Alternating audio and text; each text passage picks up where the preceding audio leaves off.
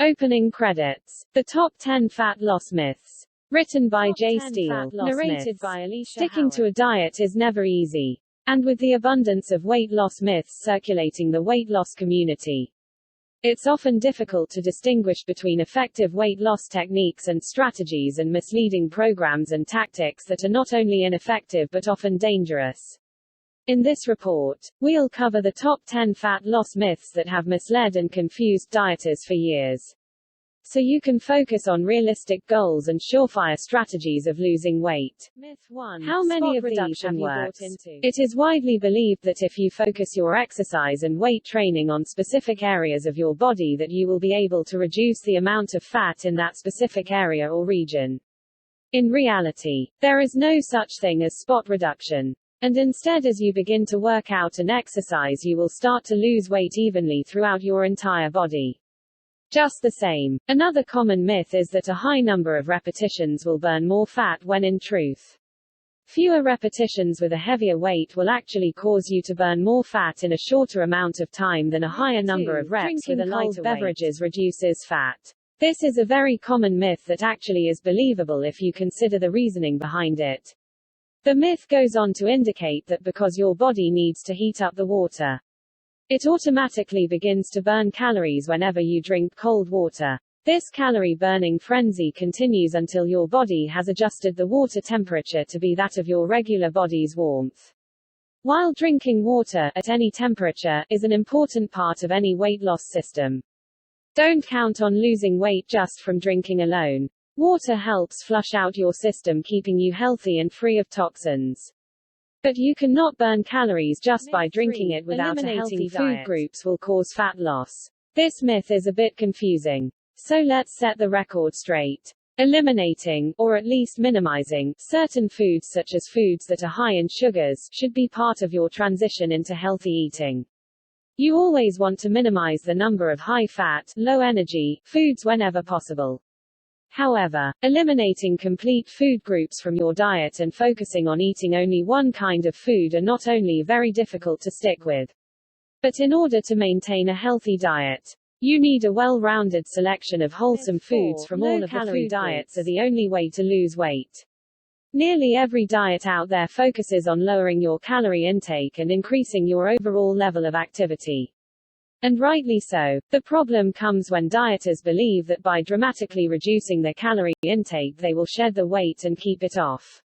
It's important to gradually reduce your calorie intake so that your body's natural system doesn't shift into starvation mode, which triggers your system into believing that you need to store food for a possible period of famine. This has been part of our system since the beginning of man. You also need to watch out for a disruption in your body's natural metabolic pace, as dramatic reductions in calories can slow it down, making it harder to shed those workout at specific times. I've seen this myth circulate the weight loss communities many times over the years, and while the best time of day always seems to change, the basic idea remains the same. You need to work out at specific times for maximum results. In reality, you really don't have to work out early in the morning, late at night, or anything in between as long as you are actually exercising.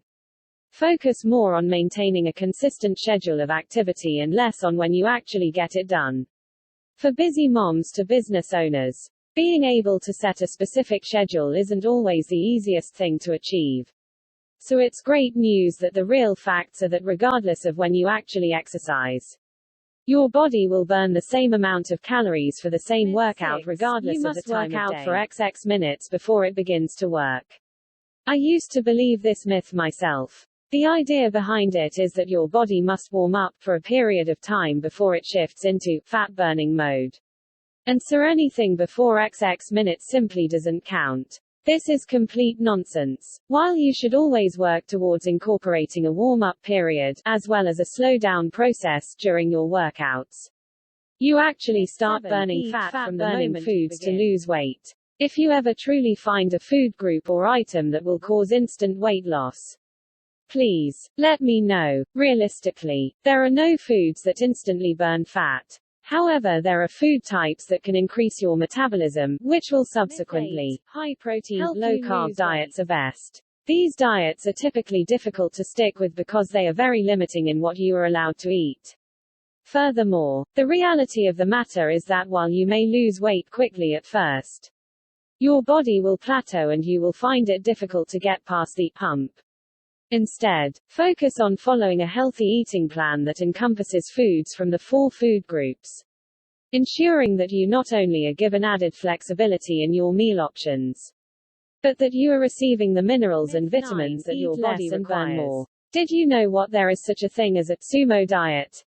It's thought that sumo wrestlers eat just before retiring for the day, and rarely eat throughout the day itself as a way of packing on pounds.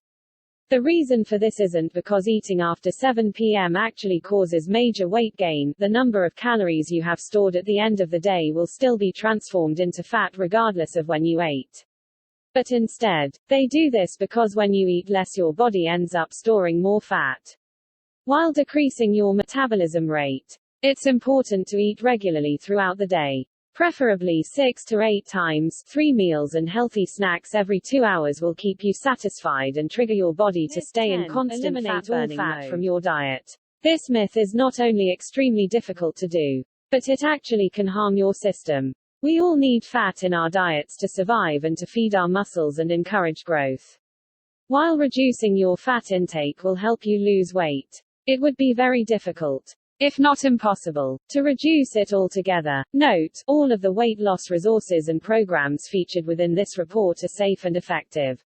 However, it is advised that you consult your family doctor prior to starting any weight loss program or weight training. The top 10 fat loss myths. Written by J. Steele. Narrated by Alicia Howard. Copyright 2020 by J. Steele.